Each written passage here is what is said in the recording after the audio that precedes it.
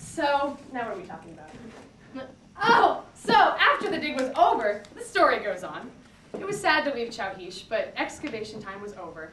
And I got to go traveling around Central America with this boy. And we went to Belize and Honduras and Guatemala in only 10 days. And I hate traveling when you have like only a certain amount of days to do something. So, but the second we got into a Spanish-speaking country, I was speaking Spanish, like fluently. It was amazing. And then we get to Honduras and we ride horsebacks. And then we get to Guatemala and we climb Volcan Pacaya. And then we go to Tikal and we walk around the entire site without food or water. Because the first tram out to Tikal leaves at like 4 a.m. None of the grocery stores are open. And you get to Tikal and none of the grocery stores are open, but you want to see the sights, so you go around like you're in a desert or something.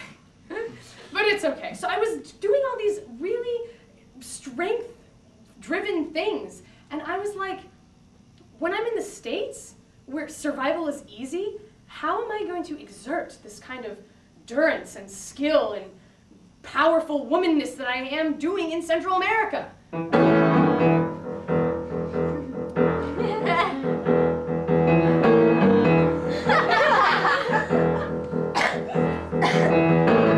I can wash out 44 pairs of socks and have them hanging out on the line. I can start to iron 2 dozen shirts before you can count from 1 to 9.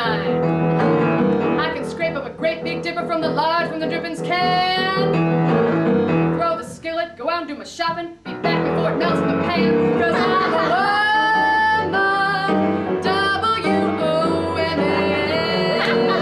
I'll say it again.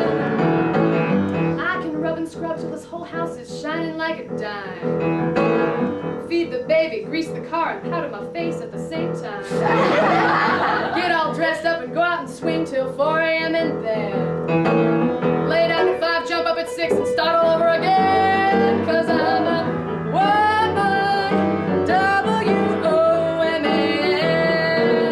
I'll say it again. If you come to me sickly, you know I'm gonna make you well. If you come to me all hexed up, you know I'm gonna break that spell.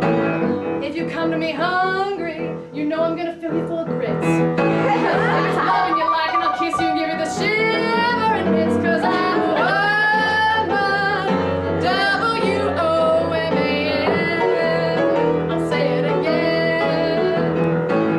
I got a $20 gold piece, says there ain't nothing I can't do. I can make a dress out of a feed bag, and I can make a man out of you.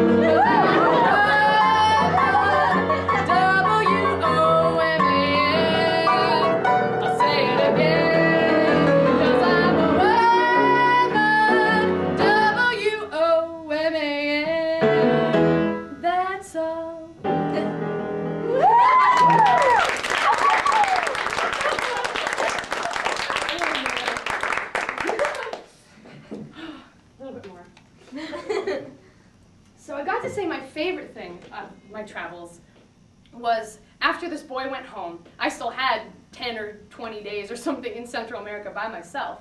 And so I miraculously got together this group of guys in this town of Flores. Miraculously, okay. It was easy. And, and I got a guide, and we took this backpack trip to El Mirador. And there's some maps over there, but El Mirador is about 100 kilometers from the nearest town you can drive to. And we did the actual hiking in 4 days, and we spent 1 day there. So we were hiking like 50-kilometer days with everything but our water on our backs. And I've taken some backpacking trips before, but this is like, let's see, 25 to 30 miles a day, you know? That's ridiculous, but we wanted to do it. And hiking through Piton in northern Guatemala was the best place to do it. And El Mirador is a fantastic site, and I was so excited because after what Dr. Pyron had taught us, I was examining the site like through an archaeologist's eyes, and I noticed that they have this like triad structure where they build their platform, and then they build a big temple, or oh my God, I said the word, a big structure like a pyramid, and then they build 2 small ones. So it's like this 3 pattern, and there's 4 of those kind of structures or complexes in El Mirador. And then I go home and read my books about El Mirador, and that's exactly what the archaeologists say too. I know that's like a simple thing, but I'm really proud of it. So El Mirador is a fantastic site, and it looks just like Chowhish, only it's 16 square kilometers, so it's a lot bigger.